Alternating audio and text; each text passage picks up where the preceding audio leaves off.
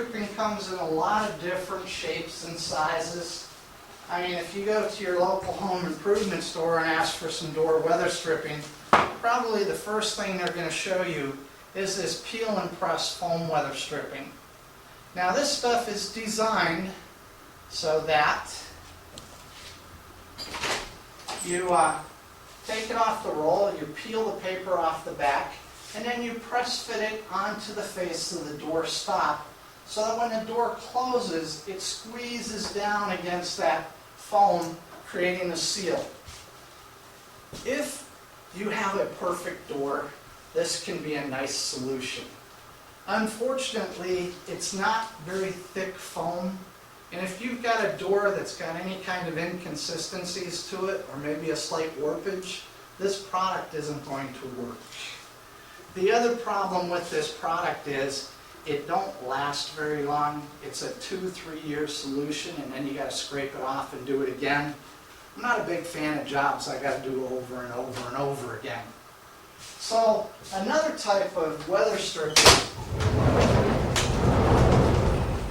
is that which is installed on the outside of the door, and it presses into the door when the door is closed. Alright, can you see that okay? Now this is called a compression weather stripping, door weather stripping.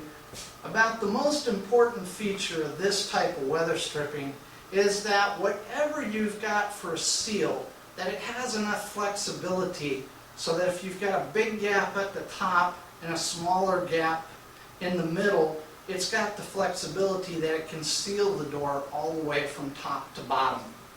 This particular one here, this is a foam that's coated in vinyl. Got a nice backing to it with slotted nail holes, so it's fairly easy to cut and to install, and not very expensive either. Whole door may be $7, $8.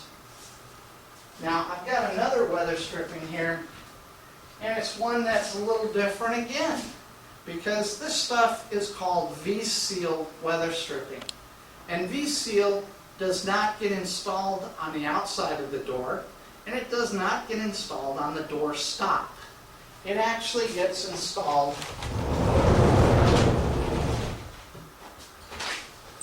on the door frame, okay?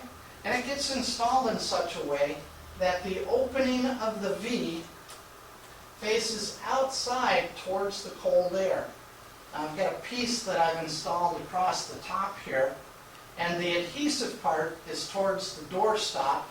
The part that moves is on the inside, and now when we close the door, it squeezes down on the material on the V-Seal and creates a seal all along the edge of the door.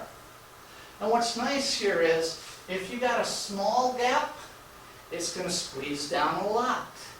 If you got a not so small gap, it's going to squeeze down a little, but it's going to create a seal on all of that open space. And when the wind blows, it gets caught right in the V, and the harder the wind blows, the more it forces it open, and the tighter it creates of the seal.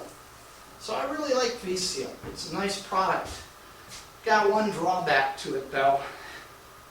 It's a peel and press type of product, and any peel and press product, you need a nice, clean, smooth surface in order for it to stick properly.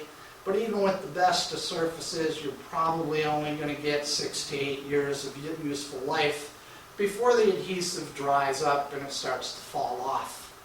I've had some of this on my house for 10 years. You know how I got so much usefulness out of it? I cheat. I took my staple gun and I went ka-chunk, ka-chunk, ka-chunk, ka-chunk. Every 6 inches I put a staple in. The adhesive dried up years ago, but them staples, they're holding good.